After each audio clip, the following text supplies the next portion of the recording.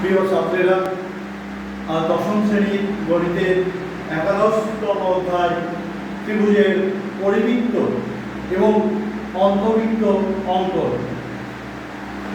প্রথমে ত্রিভুজের পরিবৃত্ত অঙ্কন করা। তো ত্রিভুজের পরিবৃত্ত অঙ্কন করতে গেলে আগে ত্রিভুজ আমাকে অঙ্কন করতে হবে। তাহলে সেই ত্রিভুজ অঙ্কন করে তারপরে সেই ত্রিভুজের পরিবৃত্ত অঙ্কন করব যে পদ্ধতিতে, সেই পদ্ধতি এখানে দেখানো হচ্ছে। প্রথমে ত্রিভুজ অঙ্কন কিভাবে করতে হয় তোমরা পূর্ববর্তী ক্লাসে পড়েছো, ক্লাস 7-এ পড়েছো। ত্রিভুজ কিভাবে অঙ্কন করতে হয় সেখানে শিখেছো। তাহলে সেই ত্রিভুজ অঙ্কন তোমরা করতে পারবে। ধরি একটা ত্রিভুজ অঙ্কন করতে হলো, ত্রিভুজ অঙ্কন করতে গেলে বিভিন্ন কন্ডিশন থাকে। দুটো বাহু একটি কোণ, বা তিনটে বাহু অথবা একটি বাহু দুটো কোণ আমাদের জানা থাকতে হবে। তিনটে জিনিস আমাদের জানা থাকলে আমরা ত্রিভুজ অঙ্কন করতে পারবো। প্রথমে একটা ত্রিভুজ অঙ্কন করছি যার দুটো বাহু দৈর্ঘ্য এবং একটি কোণ জানা আছে। প্রথমে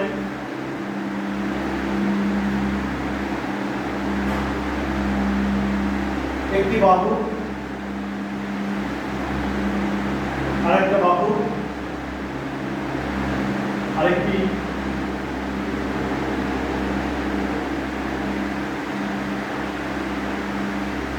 কোণ আমাদের জানা আছে। তাহলে প্রথমত ত্রিভুজটি অঙ্কন করতে হবে। ত্রিভুজ অঙ্কন করি। প্রথমে একটি বড় সরলরেখা দেওয়া হলো, নাম দিলাম এটি। এবার এই বিন্দুতে একটা কোণ আঁকবো। যে কোণটা আমাদের দেওয়া আছে ঠিক সেই কোণের সমান করে একটি কোণ অঙ্কন করব। দেখো, প্রথমে কোণের শীর্ষ থেকে এই পর্যন্ত মাপ নিয়ে আমরা এদিকে একটা কেটে দিলাম বৃত্তচাপ। এবার এখান থেকে এটার মাপ নিয়ে ঠিক ততটাই কেটে নিলাম। এই দৈর্ঘ্যটার মাপ নিয়ে এই দৈর্ঘ্যটা কেটে নিলাম। এবার এই বিন্দুর সঙ্গে এই বিন্দু যোগ করে বাড়িয়ে দিলাম।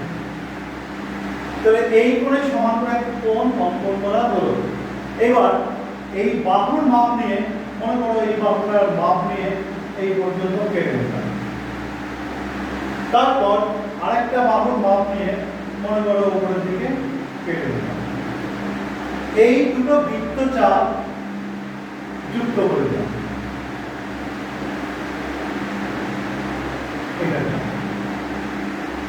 এবার ত্রিভুজটার নাম হলো ABC। এই ABC ত্রিভুজ অঙ্কন হলো। এবার এই ত্রিভুজের পরিবৃত্ত অঙ্কন করব কিভাবে সেটা দেখো। ত্রিভুজের তিনটে বাহু দেওয়া আছে। তিনটে বাহুর লম্ব সমদ্বিখণ্ডগুলো যেখানে ছেদ করে সেই বিন্দুটি হবে ওই ত্রিভুজের পরিবৃত্তের কেন্দ্র। অর্থাৎ তিনটে বাহু লম্ব সমদ্বিখণ্ড আমাকে আঁকতে হবে। তো তিনটের মধ্যে যে কোনো দুটি লম্ব সমদ্বিখণ্ড আঁকতে পারলেই হবে। সেটা আমরা প্রমাণ করতে পারি। আরেকটি ওই বিন্দু দিয়ে যাবে দুটো, অর্থাৎ এবি লম্ব সমদ্বিখণ্ড বা এসি বা বিসি যে কোনো। আমি এসি লম্ব সমদ্বিখণ্ড অঙ্কন করছি। এর অর্ধেকের বেশি ব্যাখ্যা নিয়ে এইখান থেকে এদিকে একটা চাপ, এদিকে একটা বৃত্তচাপ। আবার ওই একই মাপ নিয়ে সি বিন্দুতে বসিয়ে এদিকে একটা বৃত্তচাপ, এদিকে একটা বৃত্তচাপ। এই দুটো বৃত্তচাপ একটা তোমরা স্কেল দিয়ে যুক্ত করবে, লম্ব সমদ্বিখণ্ড করবে। এবার বিসি বা এবি যে কোনো একটি লম্ব সমদ্বিখণ্ড অঙ্কন করতে হবে। মনে করি বিসি লম্ব সমদ্বিখণ্ড, একইভাবে বিসি অর্ধেকের বেশি ব্যাসার্ধ নিয়ে এদিকে একটি বৃত্ত চাপ আঁকলাম, এদিকেও আরেকটা বৃত্ত চাপ আঁকলাম, ওই একই মাপ নিয়ে সি বিন্দু বসিয়েও আরেকটা, এদিকে আরেকটা। মনে করলাম এই চাপগুলো একটা স্কেল দিয়ে যুক্ত হবে।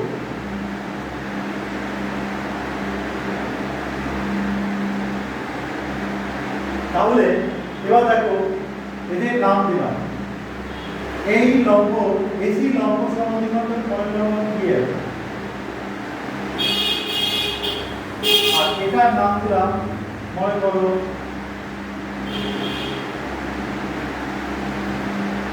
YZ। এই এবং YZ একটা বিন্দুতে ছেদ করে, সেই ছেদ বিন্দুর নাম দিলাম মনে করো ও। এবার ওর সঙ্গে এ বা বি বা সি এই তিনটে বিন্দু যোগ করলাম।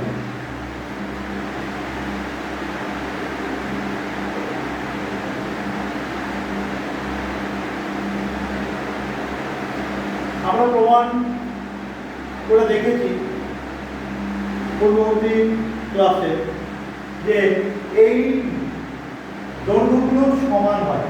একটা উপপাদ্য ছিল সেখানে বাহুর লম্ব সমদ্বিখণ্ডগুলো সহবিন্দু, সেই ক্ষেত্রে আমরা প্রমাণ করতে পেরেছিলাম ওএ সমান ও বি সমান ওসি, অর্থাৎ এই ওকে কেন্দ্র করে ওএ ওবি ওসি এই তিনটি দৈর্ঘ্য সমান যদি হয় তাহলে ওটাকে বলা হবে ওকে কেন্দ্র করে যদি আমরা একটা বৃত্ত আঁকি, এই বিন্দু দিয়ে যদি ওএ ব্যাসার্ধ নিয়ে বৃত্ত আঁকি তাহলে দেখবো আমরা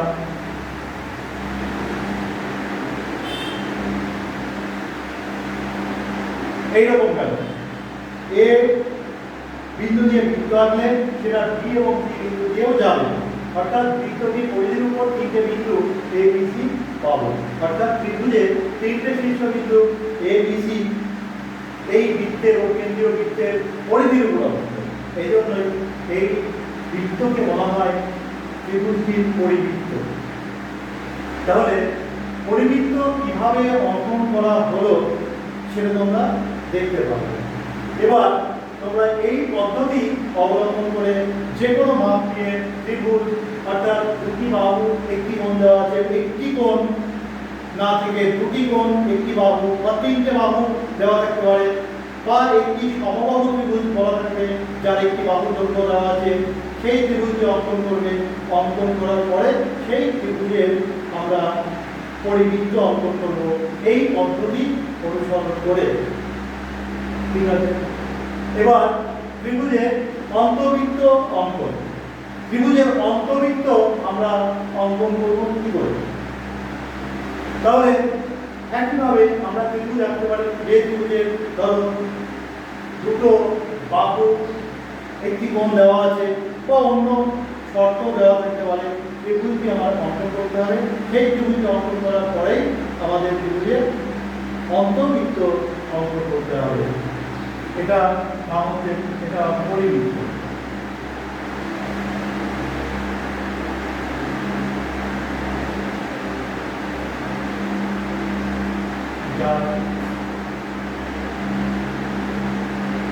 কেন্দ্র এবং ব্যাসার্ধ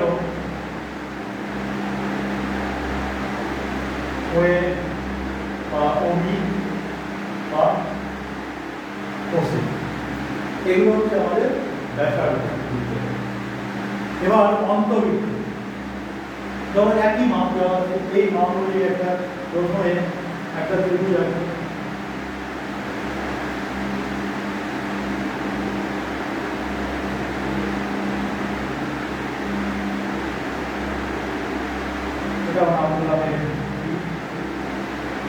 এটার মাপ নিয়ে ঠিক এই অংশটা কেটে নিলাম এবং এই বিন্দুতে এই কোণের সমান করে যেভাবে আঁকা হলো সেইভাবে একটি কোণ আঁকবে। আর এটার মাপ নিয়ে কেটে নেওয়া হবে। এইবার আরেকটা বাহুর মাপ নিয়ে এখান থেকে কেটে নেওয়া হবে। এইটা তাহলে এটাও মনে করো এবিসি একটা ত্রিভুজ হলো, এই এবিসি ত্রিভুজের অন্তর্বৃত্ত অঙ্কন করবে। তাহলে অন্তর্বৃত্ত অঙ্কন করতে গেলে কোণের সমদ্বিখণ্ড পুরো অঙ্কন করতে হবে। তাহলে কোণের সমদ্বিখণ্ড কিভাবে অঙ্কন করবো? তিনটি কোণের সমদ্বিখণ্ড একটা বিন্দুতে মিলতে হয়, সেটা তোমরা ক্লাস 9 এর একটি উপপাদ্য দেখেছি। যে তাহলে এই কোণের যে কোনো দুটো কোণের সমদ্বিখণ্ড তোমরা অঙ্কন করতে পারো।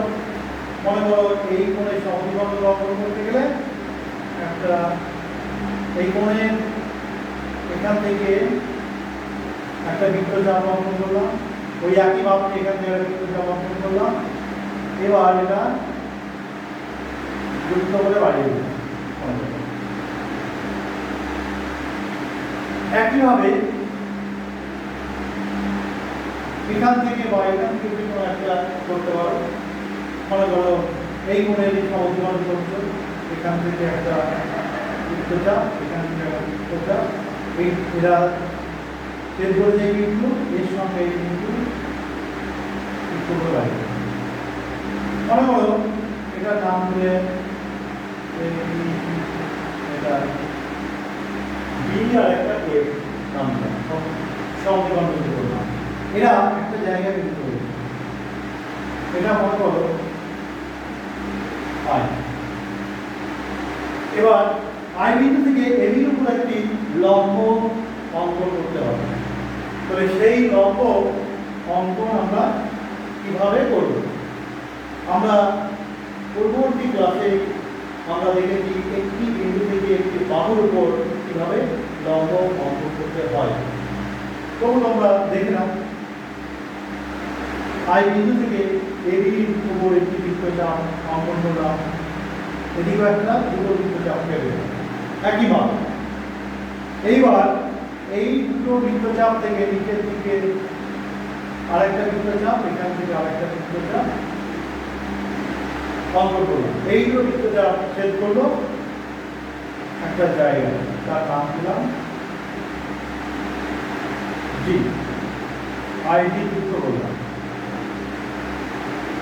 এই আইজি যুক্ত করার পর দেখা যাবে যে আইজি একটি জায়গায় অর্থাৎ একটি বিন্দুকে ছেদ করে। সেই বিন্দুটির নাম দিলাম একটা দিলাম। তো এইবার আইডি, এই আইডিকে ব্যাসার্ধ করে যদি আমি আইকে কেন্দ্র করে একটি বৃত্ত অঙ্কন করি তাহলে আমরা পাবো এরকম।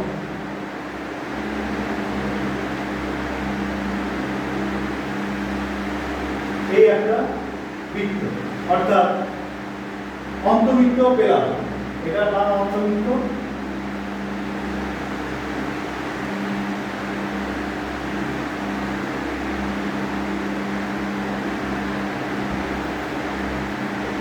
কেন্দ্র আই এবং ব্যাসার্ধ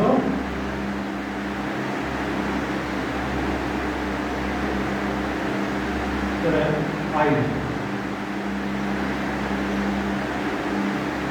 বা এখানে এ বিসি কে একটা জায়গায় ছেদ করেছে, এই এটা হলো এসি কে বিটি এটাকে ছেদ করেছে মনে করছে। তাহলে আই বা আই কে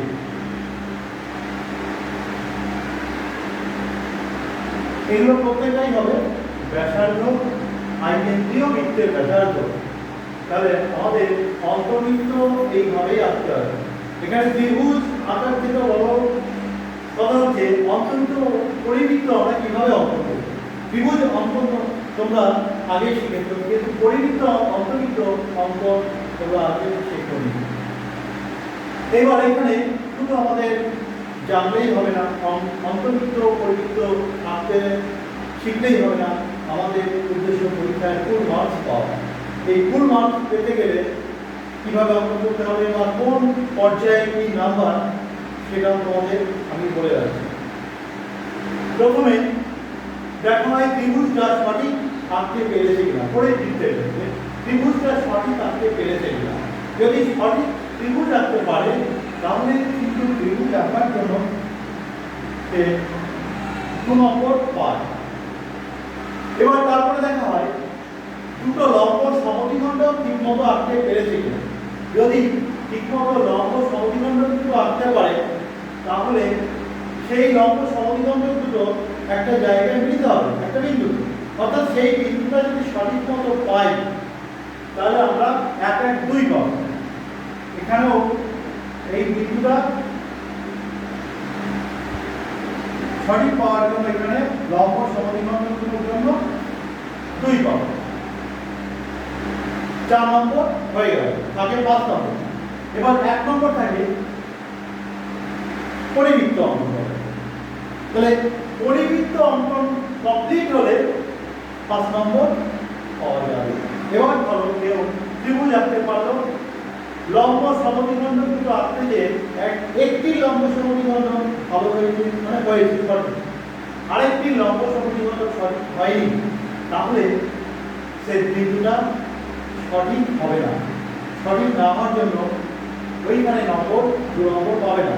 সে ত্রিভুজের জন্য 2 পাবে, এখানে 2 পাবে না। এবং তার ওই বিন্দু ভুল হওয়ার জন্য বৃত্ত অঙ্কন ভুল হবে, বৃত্তের কেন্দ্র ভুল হবে, ব্যাসার্ধ ভুল হবে, বৃত্ত ভুল হবে। তাই পরের নাম্বারগুলো পাবে না, তাই 2 নম্বরে সীমাবদ্ধ হবে। এবার কেউ যদি ত্রিভুজ সঠিক না আঁকে, ত্রিভুজ আঁকতে বলা হলো, এই অনুযায়ী ত্রিভুজ না আঁকে যে কোনো একটি ত্রিভুজ আঁকলো, মাপ ছাড়া যে কোনো একটি ত্রিভুজ আঁকলো, পরে পদ্ধতিগুলো ঠিক করলো, লম্ব সমদ্বিখণ্ড ঠিক করলো, সে বিন্দুটা ঠিক হলো, অর্থাৎ কেন্দ্র ঠিক হলো সেই ত্রিভুজে, যে ত্রিভুজ এঁকেছে সেই ত্রিভুজের কেন্দ্র ঠিক হলো, পরিবৃত্ত ঠিক হলো, সে কিন্তু কোনো নম্বর পাবে না। কারণ সে ত্রিভুজ আঁকতে পারেনি। প্রথম কন্ডিশন অনুযায়ী ত্রিভুজ আঁকতে হবে, ত্রিভুজ আঁকতে সঠিক পারেনি, তাই 2 নম্বর পাবে না। ওই 2 নম্বর না পাওয়ার জন্য বাকি নম্বর পাবে না। অন্তর্বৃত্তের কথাই বলি, অন্তর্বৃত্ত অঙ্কনের ক্ষেত্রে একই নম্বর। ত্রিভুজ অঙ্কনের জন্য আমরা পাবো 2, সঠিক ত্রিভুজ আঁকার জন্য। এবার কোণের সমদ্বিখণ্ড দুটো আঁকার জন্য এবং কোণের সমদ্বিখণ্ড দুটো যেখানে মিলিত হয়েছে সেই বিন্দুটা বার করার জন্য 8 নম্বর। সঠিক বিন্দু হলে, এই দুটো সঠিক হলে বিন্দু সঠিক হবে, তাহলে 8 নম্বর পাবে। আর অন্তর্বৃত্তে ব্যাসার্ধ সঠিক করে অন্তর্বৃত্ত আঁকার জন্য আর 1 নম্বর। এইভাবে 5টা নম্বর সে পাবে। এবার কোনো বার এটা পরিবর্তন হয়, কোনো বার দেখা যায় যে এই সমদ্বিখণ্ড আঁকার জন্য 1 নম্বর থাকে, লম্ব অঙ্কন করার জন্য 1 নম্বর থাকে, আর অন্তর্বৃত্ত আঁকার জন্য 1 নম্বর থাকে। এইভাবে মোট 5 নম্বর পাওয়া যায়।